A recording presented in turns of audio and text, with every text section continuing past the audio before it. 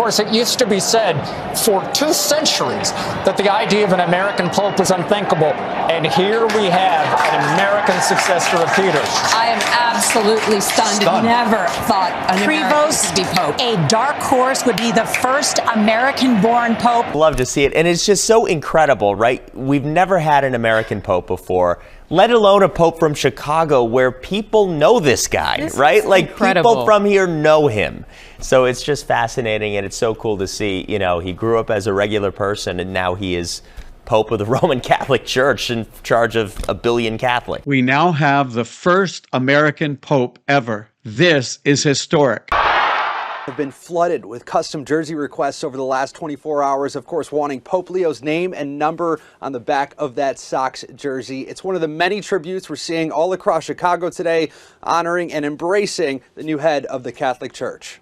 Pope Leo memes have taken over social media as Chicagoans are celebrating one of their very own. From the front page of the Sun-Times dubbing him as Da Pope to The Onion honoring the first Chicago-style Pope. Businesses from the south side to the north side have been rushing to create tributes in honor of Pope Leo. Benison's Bakery in Evanston crafted up these Pope cookies, and they've been a hot commodity all day long.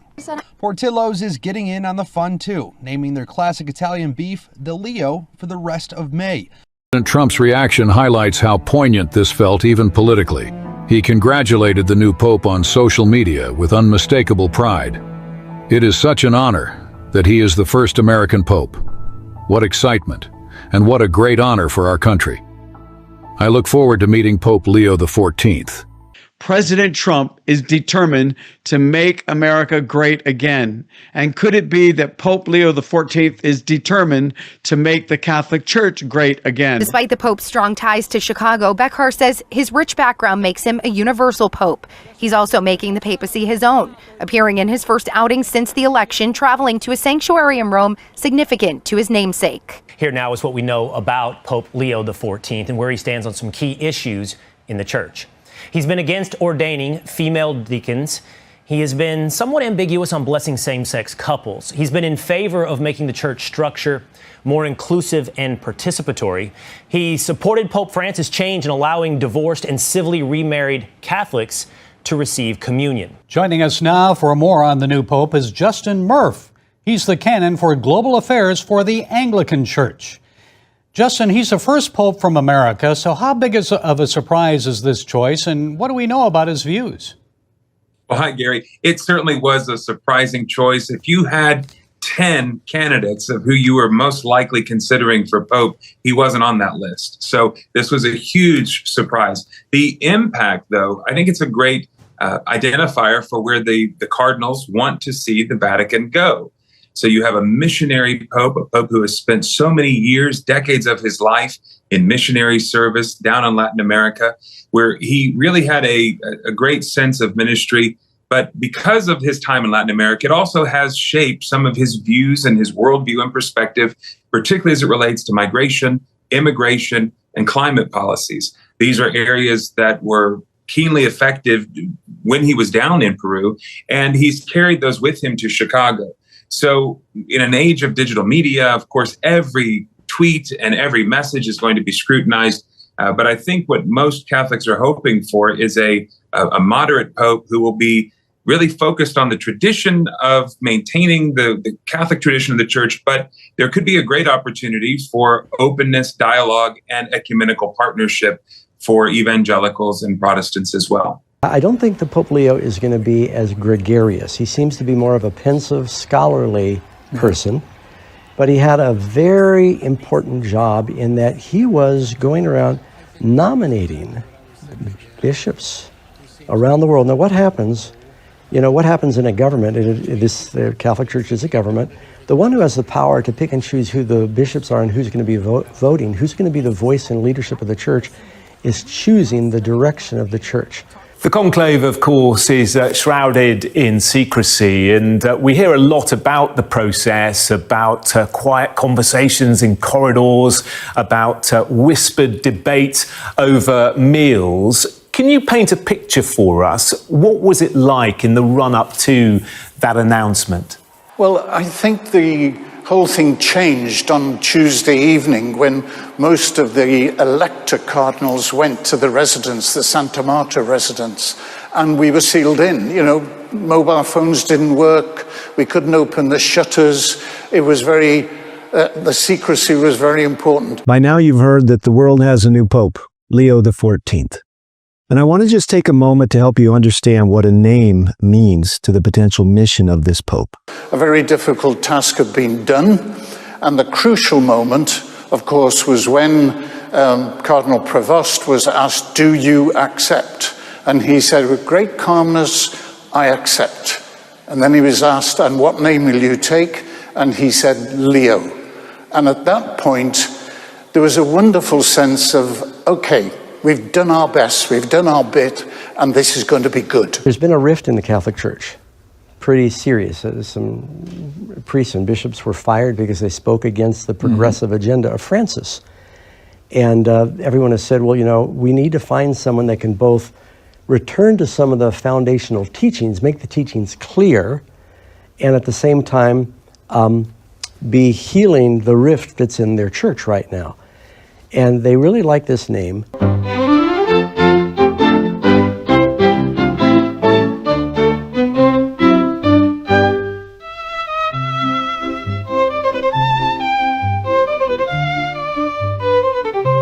Explain the significance of the name Leo. Leo XIII, who he's kind of nodding to, was a pope who was really considered the father of Catholic social teaching, and that means someone who stood with the poor, workers, labor unions, and he really started, Leo XIII started the modern tradition of Catholic social teaching. And so what Leo XIV is doing is paying tribute to him and saying, you know, I too stand with workers, with the poor, with labor, and as he said last night on the balcony, with those who suffer too. It's also interesting to note that Leo XIII was the fourth longest pope in the history of the Catholic Church. He was elected when he was almost 68 years old. Our current Leo XIV is 69 years old, and there was some sense that his papacy would be a short-lived one because of his age, but he lived well into his 90s. He was the pope that elevated James Gibbons to cardinal status in America, and through an encyclical, he established American University, also with the goal of infusing Catholicism into the mainstream American culture. And of course, James Gibbons may be a name that you recognize if you've sat through many prophecy seminars, because he is the one that we quote with quite a great degree of authority that there's no biblical basis for changing the Sabbath from Saturday to Sunday. He's an American, obviously. I think one of the great things is that, you know, people in the United States, Catholics in the United States, and Americans in general, are going to hear the Pope for the first time in history speak in an American accent. That's got to do something for the U.S. Church. I'll begin with a word in English, and the rest is in Italian. But I want to repeat the words from the responsorial psalm. I will sing a new song to the Lord because he has done marvels. And indeed, not just with me, but with all of us, my brother cardinals, as we celebrate this morning, I invite you to recognize the marvels that the Lord has done. Today, Pope Leo XIV presided over his first formal audience, including the cardinals who elected him Pope. He signaled his plans to follow Pope Francis closely while also identifying artificial intelligence as something that he says is threatening workers' rights and humanity on a broader scale. Donald Trump has opened a new front in the U.S.-China trade war. The battleground is artificial intelligence, and caught in the crossfire is NVIDIA, the tech company. It makes the world's most popular AI chips. It powers the world's most used AI apps, from ChatGPT to China's DeepSeek. They all run on NVIDIA. Apparently, more than 35,000 companies use NVIDIA to build AI, and now NVIDIA is at the center of the US-China rivalry. From everything you know, everything you understand, is generative AI potentially an existential threat to the human species? I think that's what I've been saying, yes. It really is an existential threat. Some people say this is just science fiction, and until fairly recently I believed it was a long way off. These chips were in huge demand. Chinese tech giants had placed large orders for H20. The likes of Alibaba, Tencent, ByteDance, they'd all ordered chips worth $18 billion. That's a big chunk of revenue for NVIDIA, 18 billion. Last year, China accounted for over 17 billion of this company's earnings. That's more than 19% of NVIDIA's global earnings, and the revenue from H20 alone is $1 billion higher, 18 billion. So you can imagine how much this ban hurts NVIDIA. Their earnings will take a hit, a $5.5 billion hit. Now to a potential breakthrough in the U.S.-China trade war. In the not distant future, because as you know, like we did with steel, like we did with automobiles, like we did with aluminum, which are now fully on, we'll be doing that with semiconductors, with chips, and numerous other things. And we wanted to uncomplicate it from a lot of other companies because we want to make our chips and semiconductors and other things in our country. In the meeting, Pope Leo asking other senior church leaders to uphold their commitment to the Second Vatican Council, responsible for sweeping church reforms in the 1960s. He also identifies artificial intelligence as a top challenge for working people, human dignity, and justice. Will this Pope work closely with the United States of America to promote and enforce the mark of the beast? Let's go to the screen. The crowds gathered in St. Peter's Square fell into a stunned silence and then erupted with applause and awe. All around the world, from Catholic cathedrals to Protestant churches, phones lit up, news anchors scrambled, and headlines flashed. Robert Francis Prevost has been elected the 267th Pope of the Roman Catholic Church. And with that, he chose his name, Pope Leo XIV, the first American Pope in history. But what does this mean for Bible prophecy? What does it mean for America, for the Vatican, for the world?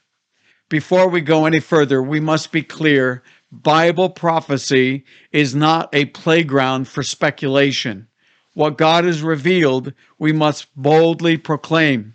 What he has not revealed, we must approach with humility and caution. Setting the stage then and now. Over 60 years ago, when John F. Kennedy became the first Catholic president of the United States, many students of prophecy sounded the alarm. After all, Revelation 13 speaks of two great powers in the end times. The first beast, symbolic of the papal system, and the second beast representing Protestant America. The prophecy declares that these two will join hands to enforce religious laws in defiance of God's commandments and human freedom. So, when a Roman Catholic became president of the land of religious liberty, some wondered, is this the beginning of the end? Looking back, many might say those fears were unfounded. But in reality, JFK's election was a milestone. It softened public resistance and shattered the old taboos. Today, Catholics, whom we respect, hold some of the highest offices in the United States, including the presidency, the Supreme Court, and Congress. We know that the Vice President, J.D. Vance, is Catholic. We know that Melania Trump is Catholic. We know that 6 justices of the Supreme Court are Catholic. And we know many in the Congress are Catholic. So, the 1960s were a different time. We cannot afford to be sleepy now. We are far closer to the final movements described in Bible prophecy than we were then. The places are being set, and things are moving rapidly. So who is Leo the 14th, Pope Leo the 14th? Let's take a moment to learn about this new Pope, Robert Francis Prevost, now Leo the 14th. He was born in 1955 in Chicago, Illinois, but spent most of his priesthood in Peru, where he became a citizen. So he speaks 5 languages fluently, can read German and Latin, and has a broad international appeal. He's known for being deeply engaged in missionary work, pastoral care, and social justice. His choice of the name Leo is very significant. Leo the 13th, his namesake, focused much of his 1878 to 1903 papacy on advocating for the poor, for the rights of workers, calling for fair pay, fair working conditions, and the right to join unions. Pope Leo XIII was known for championing the rights of workers, and notably, he promoted Sunday rest laws as part of his vision for societal reform. So, in his 1891 encyclical Rerum Novarum, Pope Leo XIII emphasized the importance of Sunday rest for workers, not just as a day of leisure, but as a time to dedicate to God and family. He argued that this rest was a necessity sanctioned by both divine law and natural reason, and that employers should respect this need. Here's a more detailed look at Pope Leo XIII's teachings on Sunday rest for workers. Sunday rest as a divine obligation. Leo XIII linked the obligation of Sunday rest to the commandment to remember the Sabbath day and the biblical account of God's rest after creation. More than just leisure, he clarified that Sunday rest is not simply about idleness or spending time frivolously, but about stepping back from daily work to focus on God and one's family. Importance of family life. Leo XIII recognized the importance of family obligations and the need for workers to have time to care for their families, stating that employers should not expect workers to work on Sunday unless it is absolutely necessary, not a luxury. The Pope emphasized that Sunday rest is a fundamental right of workers, not a privilege to be granted or denied by employers. So, a call for respect for human dignity. By advocating for Sunday rest, Leo XIII was affirming the inherent dignity of each person and the need to protect their well-being, both physical and spiritual. So then, in 1998, the late Pope John Paul II issued an encyclical, Dies Domini, Lord's Day, about Sunday observance. And he said, when through the centuries she has made laws concerning Sunday rest, the church has had in mind, above all, the work of servants and workers, certainly not because this work was any less worthy when compared to the spiritual requirements of Sunday observance, but rather because it needed greater regulation to lighten its burden and thus enable everyone to keep the Lord's Day holy. Now watch this.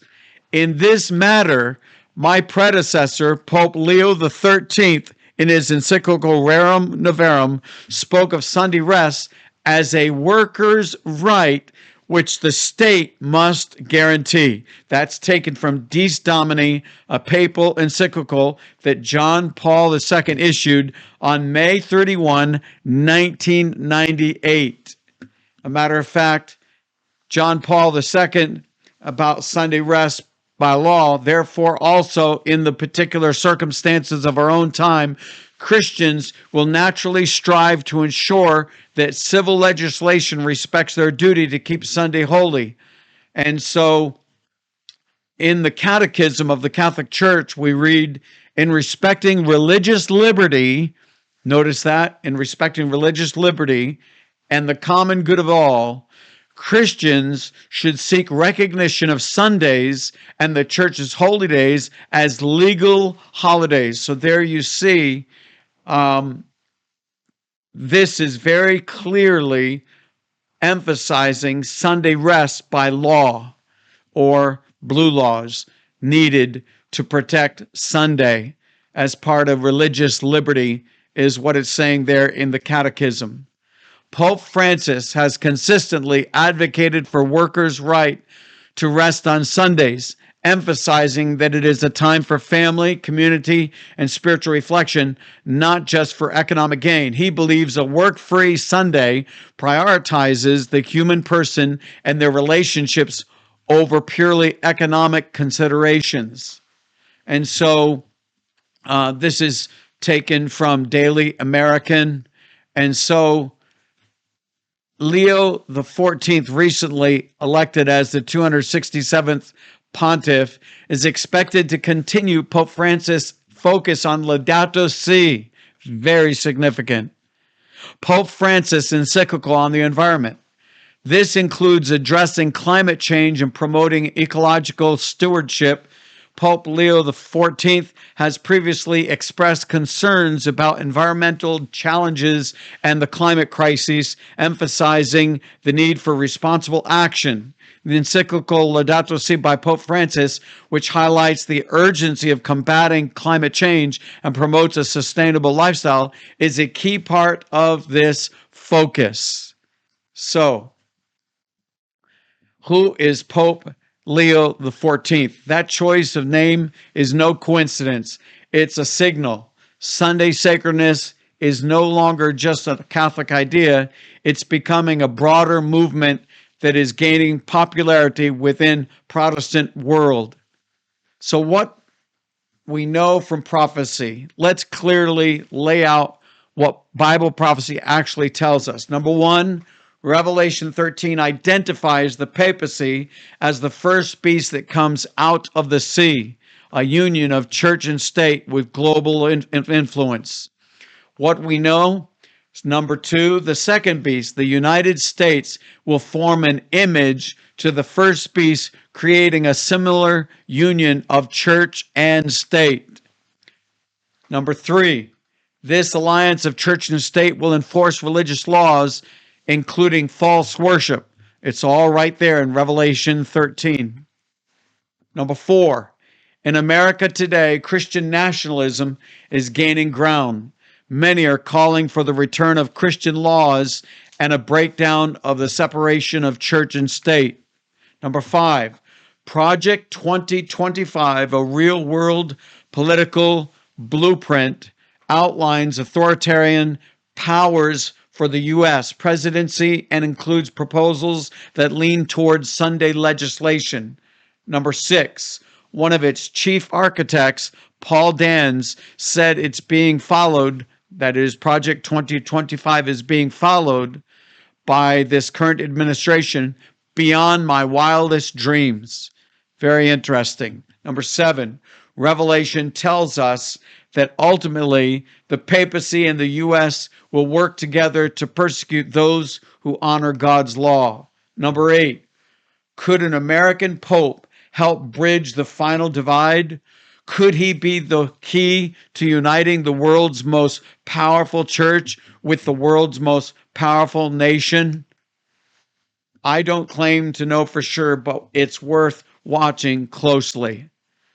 He's not, what we know about Leo XIV, he's not your typical American leader. Though born in Chicago, he spent decades abroad. He's a scholar, a missionary, a bridge builder. His international background gives him global credibility. His Jesuit connections and his alignment with Pope Francis' values suggests he may continue the progressive tone of the previous pontificate, but times are changing fast. His selection could position him as a central figure in uniting global religion with political power. And you can expect that. The Roman Church has never been a champion of freedom of conscience. I read from Great Controversy, the pacific tone of Rome in the United States does not imply a change of heart. She is tolerant where she is helpless, says Bishop O'Connor. Religious liberty is merely endured until the opposite can be carried into effect without peril to the Catholic Church. And now from the Great Controversy, pages 565, 566. Let the principle once be established in the United States that the church may employ or control the power of the state, that religious observances may be enforced by secular laws. In short, that the authority of church and state is to dominate the conscience, and the triumph of Rome in this country is assured. So, we don't know if Pope Leo XIV will be the final pope. We don't know how long his pontificate will last. We don't know how closely he'll align with American political movements like Trumpism or the goals of Project 2025. We don't know his agenda in detail yet. And we don't know what crises may emerge: global pandemics, economic collapse, war, like the war of India versus Pakistan, and Russia and Ukraine, and Israel and Gaza. That could rapidly push the world into the final prophetic crisis. But here's what we do know. Number one, the Antichrist power, Revelation 13, is now represented by an American. Number two, prophecy is unfolding before our eyes. Next, in closing, the election of an American pope is not something to ignore. It may or may not fulfill prophecy directly, but it is one more puzzle piece in a fast developing picture. We're seeing a conservative majority. Look here, everybody. This is very important. What we're seeing, a conservative majority in the U.S. Supreme Court. And pardon me, a majority, a conservative, let me say this again, a conservative majority in the U.S. Supreme Court. A growing push for religious legislation and the rising influence of Christian nationalism, a global longing for stability, unity, and moral leadership, all are factors we need to pay attention to. And so go to the screen. Now add an American pope into that mix. The final movements will be rapid ones. We don't know everything, but we know enough to stay alert, grounded in Scripture, and faithful to Jesus. So keep watching, keep praying, keep tuning in and sharing the truth, because the time is at hand. And so I want to get this book into your hands. It's an ebook, free book. Click on the link below. You can give a donation. It's greatly appreciated, but not required. Also, if you need help to find a Seventh-day Sabbath-keeping church near you, text us at 972-268-4555.